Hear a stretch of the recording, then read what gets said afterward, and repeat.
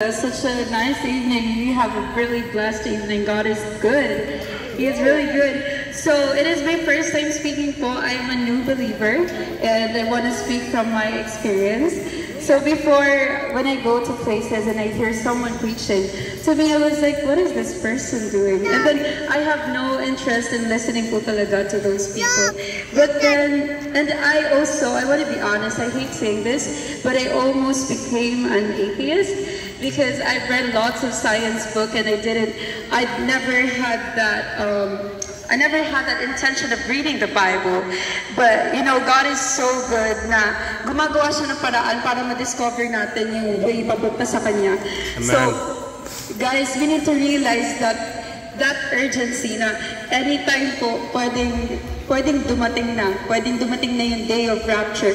Pwedeng bukas hindi na tayo magising. Pwedeng bukas or like later on when we go to our homes, biglang mag-rapture, di ba?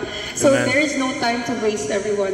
There's no time to waste. We have to accept Jesus as our personal Lord and Savior. Because speaking from my experience, before I used to isolate myself from people. Nilayo ko talaga yung sarili ko sa lahat ng mga tao, especially from my church members, from the church. I was always in my room lang, tapos reading all this stuff, this nonsense na hindi naman nakakatulong sa akin. And then I prayed to God. Guys, I'm telling you mga kapatid, pray to God because He hears you. He loves you. He loves us so much na sinad niya sa atin yung His only begotten Son para matubos tayo sa mga kasalanan natin. Because before, when that didn't happen yet, people kailangan nilang mag-alay, magbigay ng alay, perfect na alay, para ma-cleanse sila sa kanilang mga kasalanan, para madinig yung prayer nila. But now, we don't even have to do that anymore. We just have to accept Him, we just have to believe in Him. And it's so good na mabuhay kasama ang Diyos, na naniniwala ka sa Diyos. And like, for me, when I had an encounter, when I received the Holy Spirit, it was such a turn. Kasi before, naging palamura ako. Like, I know that teenagers are the ones that are easily influenced, especially by the social media. Dahil napakalakas ng influence ng social media sa ating mga kabataan especially. But when you have God in your life and you have that Holy Spirit, He will guide you. Like kapag nakakita ka, kapag makakagawa ka ng mali, it's an instant click na, ay hindi tama itong ginagawa ko. It's an instant click. So every one of you na nakakarinig sa akin, please do hear it, do grab into it. And i-take niyo po yun because we never know when that time will come, when rapture will come. We never know. We don't have any time to waste anymore. Kasi isn't it concerning that not all of us will go to heaven. Not all of us. Not everyone is a child of God. Yes, we were created by God, but not every one of us recognizes Him as our personal Savior. So how can we be all child of God if that's the case? So, mga kapatid, when you go home and you have that Bible, when you have a Bible, please do read it. No matter what book, even if it's in John or Matthew or Mark, please do read it because the Bible will reveal to you. Sometimes, like when, for example, me, I would be picking the Bible up and then I would just randomly flip on the pages and there it was. Andoon yung hinahanap ko, andun yung answers na hinahanap ko, doon mismo sa page na yun. So please do read the Bible because the Bible is so powerful that it will talk to you, it will reveal things in you. Things to you na you're looking for pala na you won't even realize. So I'm really, really blessed to be here, like being able to be used. Because after that encounter I've had, I always prayed na, please Lord, use me in any way you want. Please use me as an instrument para madala pa yung mga iba kong mga kakilala and lahat ng mga taong may encounter ko para makilala ka. Because it's so good living with faith and love for others. Because when you have that Holy Spirit in you already, and it's dwelling in you na, you don't even have to try. It's not an obligation anymore. Hindi mo na may isip na, ay, kailangan kong tumulong kasi, para isipin nila mabait ako. Or like, kailangan kong maging mabait para sa reputation ko. You won't even have to think about that because it just comes on naturally. When you have that Holy Spirit in you, hindi mo na kailangan mag-try. You don't even have to try. talagang unti-unti mo na lang siya makikita na unti-unti kanyang binabago. Promise, I became depressed. I became depressed to the point I don't even know where I'm going anymore. Hindi ko alam kung saan ako magsisimula, kung paano ko ayusin yung buhay ko. Even as a teen, I have lots of problems, and I know that you guys who are listening to this, you guys who can hear me, you also have problems. Deep down, even if you smile every day, I know that when you get home, magre-reminisce kayo, reminisce about things that happened in the past. There are lots of things, lots of problems that you just wish na would go away. Amen.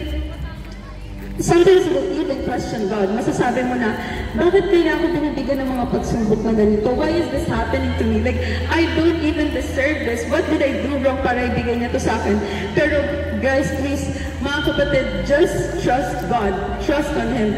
Pray to Him. And like, let Him carry your burden. Kasi He wants to be with you. Amen. God hates sins, but He doesn't hate people. It's the sins that He hates. So please surrender to Him. Give your life to Him, because it's so much better living with your faith in God. It's so much better. Like, hindi mo siya ma-realize na unti-unti siyang gumagaan. Kasi God wants to carry it for you. He wants to be with you. Gusto niya na tumawag ka sa Kanya.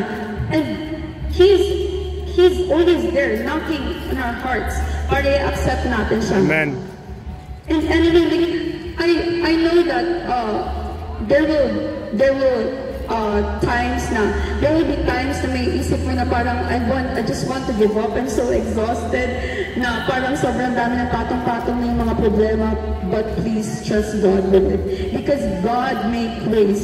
He answers prayers. Lahat ng worries natin, lahat ng mga pagdududa natin, ipagpasa Diyos natin yan. Kaya nga sabi nila sa Philippians 4 verse 13, I can do all things through Christ who strengthens me. What does that verse tells us? Right? Like, when we trust God with all of our problems, we can do everything, and He will strengthen us, because He sustains us. He is the provider. Amen. Lahat ng kagalingan natin, lahat ng katalinuhan natin, lahat ng mga abilities natin, capabilities natin, it all came from God. No one else. Hindi yan natural sa atin. Kumbaga, hindi yan natin basta lang nakuha because magaling tayo. God gave it to us. And it's such a beautiful thought to be able to use ourselves for His glory. Na kung marunong ka kumanta, marunong ka sumayaw, gamitin mo sa church, ipakita mo sa mga tao na nasa church how blessed you are. Kung ano yung talent na binigay sa'yo ni God. If you have voice, just like what they said earlier, may mga tao na hindi nakakapagsalita, may mga tao na hindi nakakarinig. But you are so blessed that you are alive right now, and may ability kang makarinig, may ability kang makapagsalita, nakakapaglakad ka, nakakapagbasa ka, you're not illiterate. That is such a blessing. And we should use that to glorify God, to read the Bible, to listen to His words, to share the Word of God, kasi sobrang sarap po sa pakiramdam. Like, even me, I used to think before na, wala na talaga, bahala na. Basta kung dumating man yung rapture na sinasabi nila na yan, bahala na. Okay lang ako. Something like that. And I was like, I'll just go with the flow of life. Kasi wala naman na rin yung maganda nangyayari. Like, parang puro problema na lang. But trust me, guys, when you surrender it all to God, He hears your prayers. Even once I prayed, sabi ko, God, I will trust this prayer to you. Kapag ito talaga na answer, maniniwala na ako. But, boom, it was always answered. Like, from that time pa lang, nanalangin ako sa Kanya, sabi ko, God, if you really want me to be your child, please give me a signal. Give me a sign. And then kinabukasan, when I woke up, I was surprised that there was people sa gate. And then when I opened, it was my church mates asking me to go with them sa camp to listen to the Word of God. So I was like, oh my goodness, this is it. And then I took that opportunity, pero I was like, mag-go with the flow lang ako kasi wala naman to. But then God really makes ways. He reveals to you. He reveals to you kung gaano Kanya kamahal, kung gaano ka-precious para sa Kanya. Like, even being here na nabubuhay tayo, we are so blessed. Kaya, mga kapatid, when that time comes na mawawala na tayo dito sa mundo. Kasi we really don't know kung kailan. I want to see you all there. Amen. I want to see each and every one of you. That's also what I tell to my friends and to my family members na if that time comes, gusto ko itong makita sa langit. Gusto ko itong makasama doon. Gusto ko kayong makita doon lahat. Because, you know, this world is temporary. Temporary lang lahat na nandito. Your fortune, your fame, everything is temporary. Once na namatay ka, hindi mo siya madadala. It stays here. But the promise of God, that eternal life, it will never vanish. It is the promise of God that is sure, that talagang totoo siya at natutupad. Kagaya na sinabi kanina na when people make promises, sometimes we fail to make them come true. Like, hindi natin sila natutupad. Pero yung promise ni God, that eternal life that we will get once we accept Him, hindi yun mawawala. Yun yung sure na makakamit natin.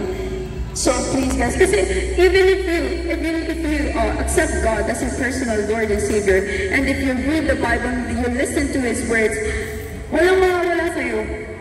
It's so much better living with God. Walang mawawala sa'yo. Mas gaganda pa yung buhay mo. Kasi kapag nanalig ka na sa Panginoon, once na nandiyan na sa'yo yung Holy Spirit, napakagaan, sobrang gaan.